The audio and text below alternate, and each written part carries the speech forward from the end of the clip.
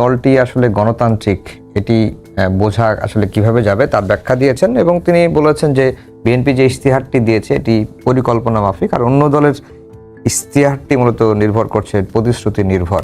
না, এটা তো এই আলাপগুলো তখন উঠছিল যে যখন ঐক্যমত্য কমিশনে আলোচনা হচ্ছিল তখন তো অনেকেই বলছিল, আপনিও বলেছিলেন যে বিএনপি যদি কৌশল নিত যে এখন সব মানে নিলাম, নির্বাচনের পর সব ইয়ে করে দিব, মানবো না, সেটা তো বিএনপি করে নাই।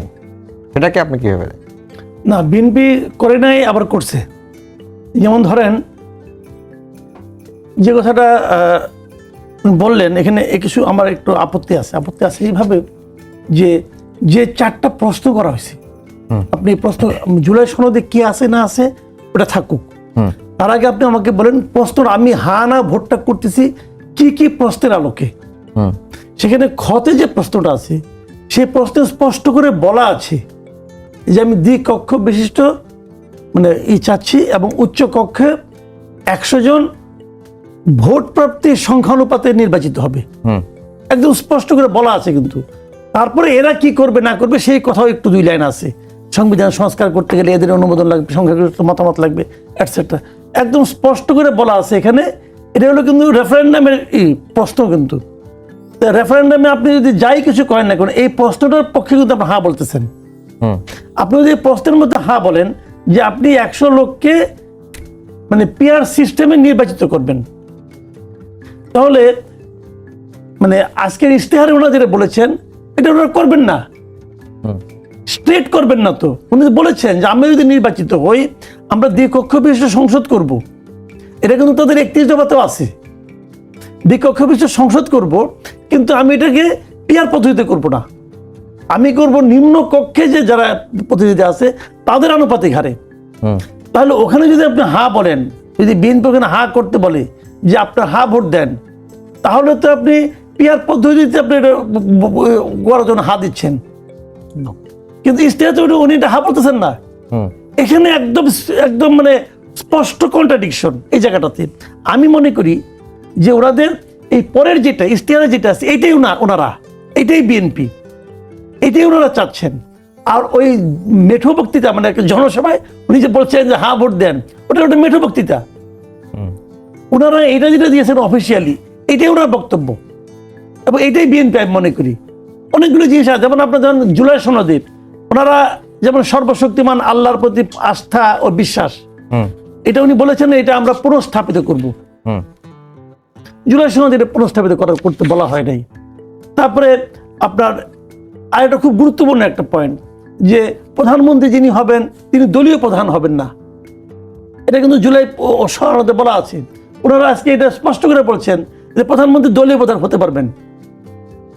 তো এই জায়গাগুলিতে কিন্তু স্পষ্ট করা হয়েছে যে দলীয়ভাবে যে বিএনপি হাতে এটা দিবে না ভোট, দেওয়া উচিত হবে না। যারা বিএনপির এই ইশতেহারে বিশ্বাস করবেন তাদের উচিত হবে না হাতে ভোট দেওয়া। আমি তো এই গণভোট বন্ধ করার পক্ষে, এই গণভোট তো করাই উচিত না। এই গণভোট বহুবার বলছি আপনার, হ্যাঁ এটা বহুবার। আমি যেটা এই গণভোট তো এটা কোনো গণভোটই না, এটা থেকে চাপাই দিছে জোর করে। এবং এটা এক ব্যক্তির ইচ্ছা মানে পূরণের জন্য এটা হচ্ছে। যখন বিএনপির ইশতেহার নিয়ে যখন আলোচনা হচ্ছিল ঠিক সেই সময়ে আমরা দেখলাম যে সামাজিক যোগাযোগ মাধ্যমে জামায়াতের আমির ডক্টর শফিকুর রহমান একটি পোস্ট দিয়েছেন এবং তিনি তারেক রহমানকে মানে আহ্বান জানিয়েছেন যে পাবলিক প্ল্যাটফর্মে লাইভ ডিবেট বা পরিকল্পনাগুলো তুলে ধরার জন্য। এই বক্তব্যটি সামাজিক যোগাযোগ মাধ্যমে বা এই আহ্বানটি সামাজিক যোগাযোগ মাধ্যমে জামাতের তরফ থেকে, জামাতের অ্যাক্টিভিস্টের তরফ থেকে আসলে আসছে, এটি আসলে হওয়াটা মানে খুবই কি খারাপ হবে না? এটি হলে কি হবে আর না হলেই? আচ্ছা, আমরা একটু রেসপন্স করি। কামাল ভাই যেটা বলে দেখেন, এখানে বিএনপি জুলাই সনদের সাথে কোথাও কন্ট্রাডিক্ট করছে না। বিএনপি বারবার বলতেছে জুলাই সনদের সাথে তার 31 দফার যে সংস্কার কর্মসূচির সাথে সে সমন্বয় করবে, এটা কিন্তু প্রথম থেকে বলতেছে। এবং এই সমন্বয় করার কারণেই সে কিন্তু জুলাই সনদের সমস্ত জায়গায় মেনে নেয়, নোট অফ ডিসেন্ট দিয়েছে। এবং পিআর পদ্ধতিতে যা চাওয়াটা এটা জামাতের চাওয়া, জামাত তো নিম্নকক্ষ পিআর চাইছিল এবং পিআর ছাড়া সে কিছুই করবে না, একটা বইলাতে পরে এখন আর পিআর শোনা যাচ্ছে না। যাই হোক, তো সেইখানে কি বিএনপি রাজি হয়েছিল নোট অফ ডিসেন্টে? রাজি হয় নাই, কিন্তু এখানে নোট অফ ডিসেন্ট আছে, সাফ রাজি হয়নি। ফলে এখন বিএনপি কন্ট্রাডিক্ট করলো কোথায়? বিএনপি তো আর আগের পজিশন যেটা সেই ধারাবাহিকতায় রক্ষা করলো। এখন কামাল ভাই যেখানে প্রশ্নটা রেজ করছে সেটা বিএনপির কন্ট্রাডিকশন না, সেই কন্ট্রাডিকশনটা হলো জুলাই সনদের খোঁজ, জুলাই সনদের কন্ট্রাডিকশন। কেন? জুলাই সনদ বিএনপি বলছে যে আমরা যেভাবে নোট অফ ডিসেন্ট দিচ্ছি এটা সহ আমরা বাস্তবায়ন করব। যেহেতু পিআর পদ্ধতির ব্যাপারে আমার আপত্তি আছে, আমার নোট অফ ডিসেন্ট দেওয়া আছে, বলে আমি এখানে পিআর পদ্ধতিতে চাচ্ছি না উচ্চকক্ষ, তাহলে আমি কন্ট্রাডিক্ট করলাম কোথায়? আমি তো কন্ট্রাডিক্ট করলাম না, কারণ আমি তো এটা রাজি হই নাই। নোট অফ ডিসেন্ট আছে, সেটা আপনাদের এজেন্ডা। বলে এখন যারা পিআর পদ্ধতি চাইছে তারা যদি নির্বাচিত হয় তখন তারা ওইটা বাস্তবায়ন করবে, উচ্চকক্ষ পিআর পদ্ধতিতে করবে, সেটা তাদের ক্ষেত্রে হবে। কিন্তু বিএনপির ক্ষেত্রে এটা কিন্তু ওই অর্থে কন্ট্রাডিক্টরি হবে না, কারণ সে ওইটা বাস্তবায়ন করবে না, কারণ ওইখানে তার নোট অফ ডিসেন্ট আছে। আর জামাতের সাথে ডিবেট কেন? যে কারোর সাথে ডিবেট হওয়াটা গণতান্ত্রিক সৌন্দর্যের ব্যাপার, কিন্তু ডিবেট কার সাথে হবে? যে সত্য কথা বলে, যে মিথ্যা কথা বলবে না। কিন্তু আপনি কথায় কথায় মিথ্যা কথা বলবেন এবং আপনার কোনো সমালোচনা করলে আপনি তার চরিত্র হরণ করবেন, এবং যে ব্যক্তিকে, যেমন কামাল ভাইকে এতদিন আওয়ামী লীগের দোসর, দালাল, ফ্যাসিবাদের দোসর কি না বলা হয়েছে, আজকে কালকের থেকে দেখতেছি কামাল ভাইয়ের মতো জনপ্রিয় লোক তাদের কাছে আর নাই। কামাল ভাই নারীদের নিয়ে বলছে এক বক্তব্য যে হ্যাঁ বিএনপির সে জামাতের নারী কর্মীরা অ্যাক্টিভ, সেটাকে তারা কাটছাট করে এমন করতেছে যে হ্যাঁ জামাত তো মোটেও নারী বিরোধী না, নারীতে সবচেয়ে বেশি আগানো হ্যাঁ জামাত ইসলামী। রেফারেন্স কি? মাসুদ কামাল, যে সবচেয়ে জঘন্য ব্যক্তি, যারে সকাল বিকাল গালি না দিলে, যারে ফ্যাসিবাদের দূষণ না বললে খাবার হজম হয় না, সে আজকে আপনার প্রিয় পাত্র, সে আজকে আপনার জাতির পিতা, জাতির বিবেক। বলে এইটা হলো তাদের যদি স্ট্যান্ড হয়, এরকম লোকজনের সাথে বিতর্ক করা তো আত্মঘাতী। সময়ের অপচয় করবেন কেন? যারা based on rhetoric, based on জোয়ার, হ্যাঁ, এবং আমি মনে করি বিতর্ক হইতে পারে জামাতে আমিরের সাথে, বট সেলিব্রিটি, বট আইডি বনাম জামাতের আমিরের বিতর্ক, এইটা সবচেয়ে ইন্টারেস্টিং হবে। জি মাসুদ কামাল ভাই, এই যে বিতর্কটা নিয়ে যেটি রনি ভাই তার মতো করে ব্যাখ্যা করলেন, যে এটা আসলে বিতর্ক তো গণতন্ত্রের সৌন্দর্য, সেটিও ঠিক আছে, কিন্তু বিতর্ক ইনি শফিকুর রহমানের আগেও একবার আহ্বান জানিয়েছিলেন, আবারও আহ্বান জানালেন, এটি আসলে তারেক রহমানের তরফ থেকে কোনো সাড়া পাওয়া? আগে কবে আহ্বান, তখন কি তারেক রহমান দেশে ছিলেন? না, দেশে ছিলেন। আচ্ছা, আমি এটা ফলো করিনি, আসলে খেয়াল করিনি। উনি যখন আবার আহ্বান জানিয়েছেন, আমি মনে করি তারেক রহমান যদি ওনার সময় থাকে, এখন তো ইলেকশন একদম ঘাড়ের কাছে চলে আসছে না, এখন কোনো সময় করতে পারবেন কিনা আমি জানি না। আমাদের এখানে তো, আমাদের দেশে তো এই প্র্যাকটিসটা নাই, বাট এই কালচারটা চালু হলে, যদি ওনাদের হাত দিয়ে চালু হয়, আমি কিন্তু খুশি হব। আমি খুশি হব, আমি মনে করি এই বিতর্ক হলে পরে মানে দেশের মানুষও খুশি হবেন যে একটা সব টেলিভিশনে যদি বিতর্কটা হয়, এবং যদি ওই বিদেশি যেভাবে হয়, আমেরিকায় যেভাবে হয়, সেভাবে যদি এরকম একটা নিরপেক্ষ একজন দুজন যদি থাকে, অ্যাঙ্কর থাকেন, প্রশ্নকর্তা থাকেন, আমি মনে করি এটা মানে একটা ভালো প্র্যাকটিস হবে। শুনেন, বিতর্কে কে জিতলো কে হারলো তো কিছু যায় আসে না। আপনার সঙ্গে, হিলারির সঙ্গে কিন্তু ট্রাম্প বিতর্কে জিতে নাই, তাতে কি ট্রাম্পের জয় থামে আসিল? থামে থাকে না। এগুলো বিতর্ক হতে পারে, আমি বিতর্কটাকে বরং হেলদি মনে করি, হেলদি একটা পলিটিক্যাল প্র্যাকটিস মনে করি। কিন্তু এখন এই মুহূর্তে যেটা সময় হলো একটা ফ্যাক্টর, মানে একদম কম সময়, একদম কানের কাছে, তো ইলেকশন হতে 1 সপ্তাহ নাই। আমার তো মনে হয় না যে এই লোকগুলি ঘুমাতে পারে, আমার এরকম মনে হয়। কিন্তু এই যে এক এক দিনে 5টা 6টা করে জনসভা তারা অ্যাটেন্ড করেন, ঘুমায় কখন? বাকি সময় তো রাস্তায় থাকে। তো এরাও তো হিউম্যান বিং, তো মেশিন তো আর না। তারপরেও যদি ওনারা যদি তার মধ্যে সময় বের করতে পারেন, আমার মনে হয় না এই বিতর্কের আহ্বান উনি করেছেন বলেই যে উনি এগিয়ে গেলেন তা না। কিন্তু সময় থাকলে আমার মনে হয় তারেক রহমান ওই বিতর্কে আপনার মানে মুখোমুখি হওয়ার মতো যোগ্যতা উনি রাখেন, ভালোভাবে রাখেন আমার ধারণা। কারণ আমি যতটুকু বুঝি দেশ নিয়ে, রাষ্ট্র নিয়ে ওনার খুব ক্লিয়ার কনসেপশন আছে। এবং আমি শফিকুর রহমান সাহেবকে খুব স্মার্ট লোক মনে করি, ওনারও বেশ পড়াশোনা আছে বলে আমার ধারণা। বিভিন্ন সময় ওনার যে সময় কথাবার্তা শুনি, এখন বোধহয় নিচের দিকে সমর্থকের দিকে কে কি বললো না বললো, কে কাকে গালাগালি করলো, কে কারো চুমা খাইলো, এইগুলো নিয়ে আমরা কিন্তু ওনাদেরকে বিচার করবো না। মানে বট বাহিনীকে দিয়ে কিন্তু আমি শফিকুর রহমান সাহেবকে বিচার করবো না। আবার এখানে আবার এই বিএনপির এখানে নিচের দিকে এদের দিয়ে কিন্তু আমি মানে তারেক রহমানকে বিচার করবো না। ওনারা দুইজন দুইটা শীর্ষ নেতা। দেখেন, আমি একজনকে পছন্দ করতেও পারি, নাও করতে পারি, কিন্তু নিয়তিটা কি? নিয়তি হলো একজন প্রধানমন্ত্রী, একজন বিরোধী দলের নেতা, সিম্পল। কিন্তু যেই হোক না কেন, উনি আর ইনি কে আমি যাই না, কিন্তু এই দুইজনই তো এই দুইটা পোস্ট, দুইজনই তো আমাদের জন্য গুরুত্বপূর্ণ। আমি দুইজনে কাউকে হেয় প্রতিপন্ন করতে চাই না। জি রনি ভাই, অতীতে যারা সততার পরিচয় দিতে পারেনি তাদের ভোট চাওয়ার অধিকার নেই বলেছেন জামায়াতের আমির। তাহলে এটা যদি হয় তাহলে তো তারও ভোট চাওয়ার অধিকার নেই। অতীতে সততার পরিচয় তারা তো সবসময় এন্টি স্টেট রাজনীতি করছে, এন্টি নেশন রাজনীতি করছে। এবং একটা জিনিস আপনাকে আমি বলি, দেখেন এখানে বললো, দেখেন ওনারা বিতর্কের যে আগ্রহী, বিতর্কে আগ্রহী কেন, বেশি আগ্রহী কেন?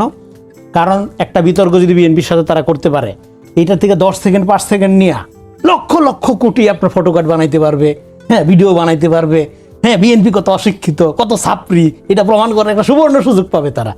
দেখেন কামাল ভাই খুব গুরুত্বপূর্ণ একটা কথা বলছে, বিতর্ক মানুষ করে কেন, বা আমরা যে কথা বলতেছি, আমি কামাল ভাইয়ের চেয়ে অনেক জ্ঞানী, এটা প্রমাণ করা যদি আমার উদ্দেশ্য হয়, তাহলে তো আমার কথা বলার কোনো মানে হয় না। আমার কথা বলতে হবে সত্যকে জয়যুক্ত করার জন্য। আমি বেশি জানি, আমি সঠিক, এটা না। সত্যকে স্টাবলিশ করার জন্য আমি যুক্তি তর্ক প্রমাণের মধ্য দিয়ে আমি কথা বলবো। উনি ওনারটা বলবে, আমি আমারটা বলবো, এই হলো আদব তর্কের। ও তো তর্কের আদবই জানে না, ওর পক্ষে না বললে আপনি নিরপেক্ষই না। এটা হলো 5 তারিখের পরে সায়েন্স।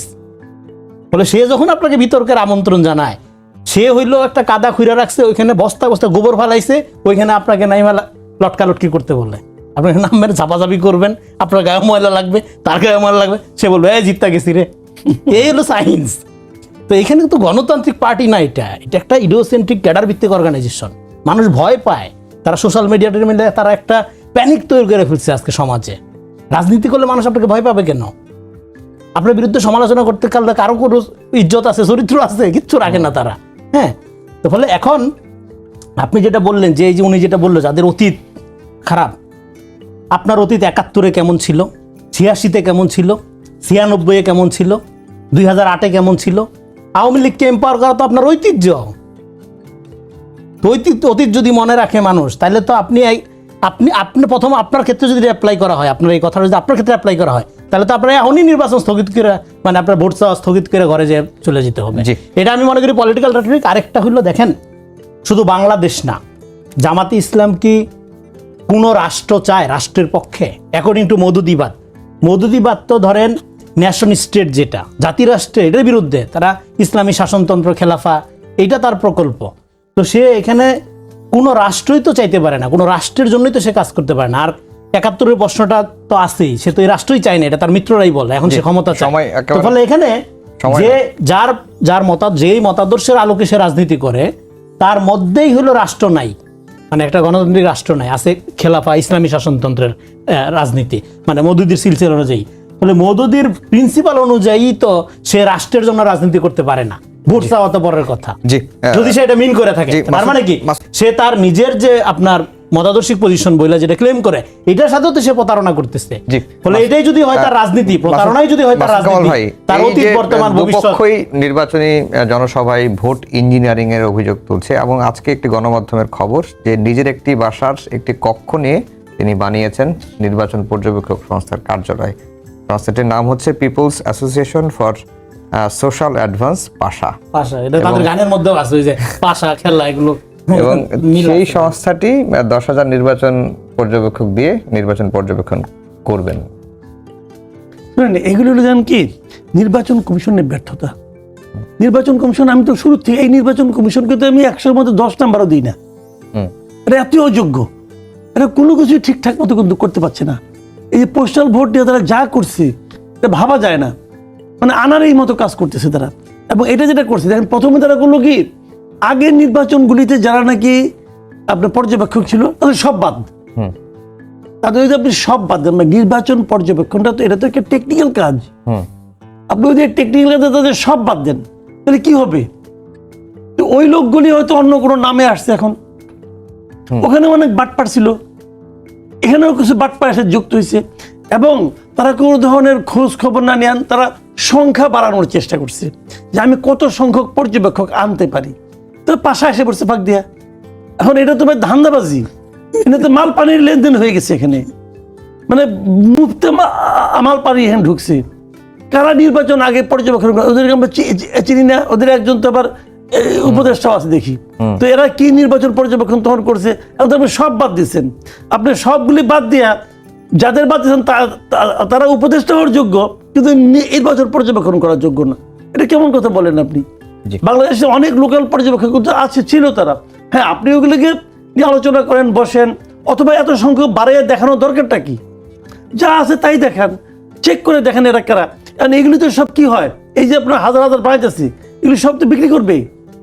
সব তো বিভিন্ন প্রার্থীর জন্য বিক্রি করা হয়তো, যে আপনার এখানে আমাদের পর্যবেক্ষক বেসিক্যালি আপনার কাজ করবো। একজন পর্যবেক্ষক তো যে কোনো কেন্দ্রে ঢুকতে পারতেছে, কেউ করতেছে, এগুলো তো ধান্দাবাজি রে, এগুলো তো আমরা বুঝি। জি রনি ভাই, আমার হাতে 1 মিনিট সময় আছে।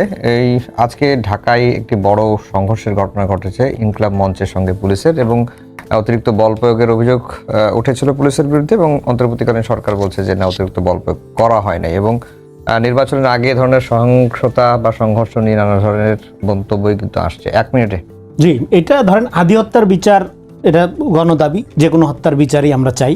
এবং নির্বাচন তফসিল ঘোষণার পরে আরও কিছু হত্যাকাণ্ড হয়েছে, সেগুলো কোনো কিছুরই কিন্তু বিচার হয়নি, এবং বিচারের দাবি যৌক্তিক, এবং এই দাবিটা আমি মনে করি এটার সাথে নির্বাচনের কোনো সম্পর্ক নেই। কারণ বিচার তো লাগবে, যে কোনো ঘটনারই বিচার লাগবে, এবং বিচারহীনতার সংস্কৃতি কিন্তু আজকে এই অস্থিরতা তৈরি করছে। ফলে আইনের শাসন ফেরানোর জন্য আমার মনে হয় যে এই সরকার যে প্রতিশ্রুতি দিয়েছিল তা ইতিমধ্যে ব্যর্থ হয়েছে, ফেল করেছে। সরকারকে দ্রুতই এই বিচারের ব্যাপারে একটা রূপরেখা দিতে হবে, বলতে হবে যে আমরা এই ব্যাপারে অগ্রগতি আসছে বিচারের, এই জায়গায় আমরা অগ্রগতি আনতে পারি না, এই কারণে আনতে পারি নাই, তাকে একটা স্বচ্ছতার জায়গায় আনতে হবে। আর যে সরকারে থাকে সেই সবসময় মনে করে যে বল প্রয়োগ করা হয়নি, কম বল প্রয়োগ করা হয়েছে।